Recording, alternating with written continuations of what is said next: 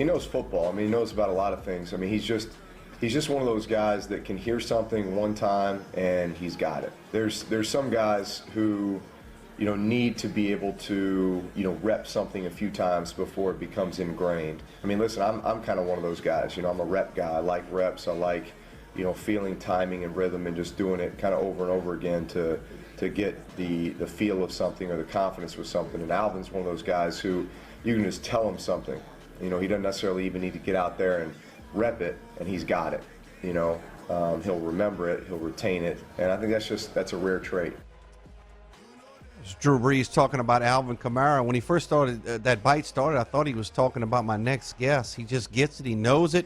That's Nick Underhill of New Orleans Football. Nick, good morning. How are you? Hey, I'm doing well. How you doing? Good. Did you think Drew was talking about you right there? That he knows it and he's got it? I thought he was talking about you. So, I mean, I guess we're just all confused this morning. We aren't just getting it. Well, who was not confused was Alvin Kamara. And obviously, he set some records. He ran the football.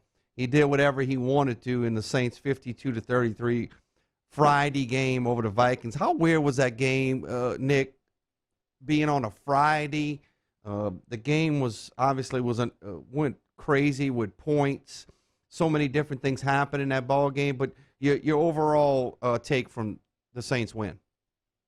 Yeah, it was definitely weird. I'm still trying to figure out what day of the week it is. This just has me all thrown off. I kind of set my week by the day of the game, and then Right. Friday is just not something I'm used to. But yeah, I mean, look, I think that game should have given a little bit of confidence that I think maybe for the first time in a while. And this is no disrespect to Jimmy Graham or Mike Thomas or Deuce McAllister or Reggie Bush or anybody else, but I think maybe for the first time in the Peyton era, they have a player that's 100% completely independent of the quarterback, can go out there and have success. And I think that is going to be a good trait for them come the playoffs, because at some point somebody's going to figure out how to take everything away, and you got to find a way to get a first down or score a touchdown or get some yards the hard way. And Alvin looks like a player that can do that. And, if Breeze is having a bad game, they can turn to him. And I don't know that he's ever really been – 2017 would have been the year, but outside of that, I don't know if he's ever really been healthy the last couple of years going into the playoffs, and that's a huge benefit for them. And, Tron Armstead's playing really well late in the year, and, usually you can see some signs of distress on him. I know he's been battling through some things, but he's hiding it well. So I think they're doing some things now, and they're starting to peak at the right time in that area of the game, in the running game. And, I think that's going to serve them well. And I'm not a believer in that, you got to run the win or anything like that. I think that's an outdated school of thought. But I do think that, there are going to be times where you need to be able to get some ugly yards, and they look like a team that can do that. Visiting with Nick Underhill, New Orleans Football. You can follow him on Twitter at Nick_Underhill. You want to check it out, folks. He does a great job with his Saints film room stuff. And one of the questions that I knew would come up, and I had it on my list to ask you, was the loss of Quan Alexander to the Achilles injury, an injury that's just devastating. So my question to you, we know Demario Davis is going to be out there. The Saints play a lot of nickel. They play dime, so typically two linebackers out there. When they're facing teams that are throwing the football, who's the other guy? I think they're going to have to go back to Alex Anzalone. And, I mean, look, he can fill in. I think he'll be fine. But Quan definitely brought a whole different dimension to the defense. His explosiveness really showed up. He can get out in the flats. He reads and reacts to things a lot better than, everybody decided Demario Davis on the team. And I think that was a flaw for them earlier in the year. I mean, they kept getting killed on bootlegs over and over. And, you got to see those kind of early to get there. But Quan's a guy that, even if he doesn't diagnose it immediately, he had the athleticism speed burst to get over in that area of the field and make a play. And, his coverage was a lot better than Alex Anzalone's. He matched up with Kelsey a handful of times and did okay. And, he just made a lot of plays. Basically there was like a 5-game stretch. I think he played 7 games for them, throw out the first one. This last one he was hurt. There was a 5-game stretch where he recovered 2 fumbles, had like 5 pass breakups. That's just a guy that's around the ball all the time. The one thing that I think Anzalone does better than Quan is his run defense. I think he's just a little bit more disciplined. That Philadelphia game, if you really go through it and break it down, there's a handful of plays where I think you'll find Quan trying to, make a play freelancing a little bit and getting caught out of position and giving something up. So I think that Antonio will help him there a little bit, and that's why he's been in, the base defense, the 3-linebacker defense, where they're in it now and then on first down. But like you said, they play a lot of dime. I could see going forward earlier in the season that the ratio of dime was even a little bit higher. So I could see them going back to that a little bit more here coming into the playoffs. Just get another safety on the field, take a linebacker off. That'll help you in coverage. But that luxury they had with Quan, he's a guy with safety-like range to an extent and a bigger body. And even though there were some issues in the run defense, having that bigger guy out there helps you. You can't thin out the box, spread out, get 6 guys in the box. Quan's one of them. You have that bigger body that helps you against the run, and you're less susceptible. So it is something that they got to overcome. And for a 5th-round pick essentially and an injured player, that was a heist, and it hurts to lose him for sure. Visiting with Nick Underhill, NewOrleans.football, at Nick_Underhill on Twitter. Nick, moving on to the wide receiver position, the Saints have been often injured there this season. It simply hasn't mattered in the past. You give Drew Brees some guys, maybe me, Moose, and you, and Danny can go maybe play wide receiver, but I doubt it. I don't want to get hit by any of those guys. But with Michael Thomas being out, Traquan Smith, I mean, what's the wide receiver room look like for this week versus Carolina?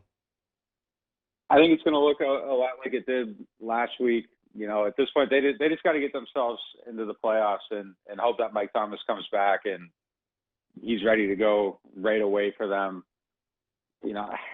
Callaway played a little bit better this week, or when he came back, he played better. I thought he was going to maybe have a little bit more production in this game.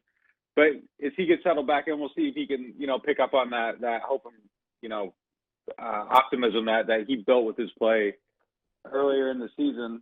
He looks like somebody that could be getting, time. I don't know if he's, ready to go and roll in the playoffs right away. There's glimmers that would make you say yes, and there's things that, I think where he looks a little bit raw. Even his blocking was kind of those two ends of the spectrum throughout this game. I thought that he showed up a lot on some of Alvin's bigger runs, but then on some of them, he's just missing blocks and things are happening. So, he is a rookie. He's an undrafted rookie, and there are things that he's doing really well at a really high level. Some things that he's not. But yeah, I mean, they need to get those guys healthy at this point. Traquan, he had the surgery. He's probably not going to be back at any point this year. If they make it far enough, maybe they force him out there. But, this is basically who they have. It's Sanders, Callaway, and then, Mike Thomas waiting off in the wings. And at some point, Deontay Harris comes back and does the things he does is, kind of the spice on top of everything else. But, I do think that if they got Callaway going a little bit more this week, it would go a long way toward getting the team, where it needs to go in the playoffs. So, he's definitely a point of interest this week. Drew Brees continues to need to be on the same page with Cook. Jared Cook's such a weapon for the Saints. You've talked about him on your page, NewOrleans.football. A couple more for Nick Underhill. Nick, everybody wants to talk about the number 1 seed. I know you probably watched it. Everybody watched it. Green Bay and Tennessee game. The snow. And everybody fears the Saints not being the number 1 seed. If they were to win, if chalk in the NFC side, they would have to go play in that. And it certainly seems like Green Bay, we're getting ahead of ourselves a little bit, but it certainly seems like Green Bay knows how to play in those type of conditions. This might sound like really stupid, but I do think that the Saints kind of have a team that could go out there and play in that kind of weather. And I mean, the odds of having that much snow on the field the day of a game, I covered the Patriots for 5 years, and I had never covered an actual snow game where there was actual snow falling and the field looked like that. It's just the odds of it being there and then not being able to clear it off before the start of the game. A lot has to happen to put the field in that condition. But I do think the Saints have a team that can go out there and can kind of win like that. I mean, their line's playing really well. Alvin's running well. Nobody balances better than Alvin. You put a little slip underneath him. I don't think that's going to be the thing that takes them down. Their pass offense is kind of precision based. Everybody has their comments about air yards or whatever. In the snow, you don't want air yards. You want low air yards, and you want to be able to dump it off and get the ball in guys' hands and let them turn and pick up a couple of yards. I think they do a lot of those things well. It's just they would have to go out there and just not be completely shocked by the elements and, have their bodies kind of shut down, which I don't think that would happen. But, obviously they aren't going to out Green Bay, but I think for one game, I do think they can go in there and beat them. It's kind of a neutral season. That weather is the one home field advantage I think that does still exist. But I don't know. I just think the Saints are a better team, if all the things that we're talking about, Mike Thomas, the health, Callaway, all these things round into shape, I do think that the Saints can beat anybody in the NFC anywhere they got to play. Yeah, defense travels. I would agree with that. Get you out on a quick preview. They flex the game to 325 versus Carolina. It doesn't seem like the Panthers have a whole lot to play for. Quarterback Teddy Bridgewater, former Saint, in charge over there. McCaffrey looks like he's not going to play. Give us a quick preview of Saints versus Carolina. Yeah, I'm with you. I think they should be able to go in here, win this game, get out, and, kind of scoreboard watch even a little to see what's going on elsewhere. I don't know if everything's going to break their way, the fates in a lot of different directions. The one thing going for them is that Chicago does need to get into the playoffs and they need to win a game. So maybe they get a favor there from the Bears. But yeah, on paper, this one shouldn't be much of an issue. If they go out and they don't come out flat, they should be able to win this game pretty easily. And like you said, I don't think that Carolina has a lot to play for, but I do think that their OC has something to prove to his former boss, and I definitely think Teddy probably always wants to play good against the Saints, but I just don't think Carolina has it this year. Speaking of OCs, we had a question. With you being so close to the Saints, Joe Lombardi's name coming up a little bit with the LSU job down here. Are you hearing any of that? I haven't heard it, but I'm surprised that Joe hasn't gotten another chance. He went to Detroit. It didn't quite work out there, but I'm not sure that's the place where you go to make a lot of things go wrong in Detroit. And Joe's a really smart guy, and you sometimes got to get another job to find out what you don't know, and then you can fill in those gaps, and then you come back more ready to do another job. But yeah, I think he could take this offense and execute it anywhere. And look, the other guy that never seems to really get any hype, and this wouldn't be to LSU, but I'm surprised still, like all these years later, nobody's tried to hire Pete Carmichael away. Even if it's like a Harvard or something like that. Like, this guy knows it's like one of the greatest offenses ever put together inside and out, and nobody tries to get him. So it's a little bit weird that the limbs on the Peyton coaching tree don't extend a little bit further. And Joe's definitely somebody that I think is primed to get a shot somewhere. So if they're looking at him, I think that would be really smart.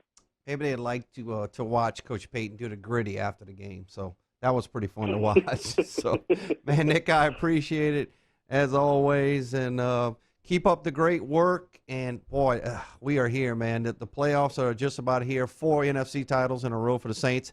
You got to be happy covering the Saints and not covering the Patriots right now, man. We'll leave you on that. Oh, absolutely. Thanks for having me, man. Have a good one. All right, that's Nick Underhill, NewOrleans.football. We'll take our last time out for OTB before we go to OTB OT, and we'll wrap up the show.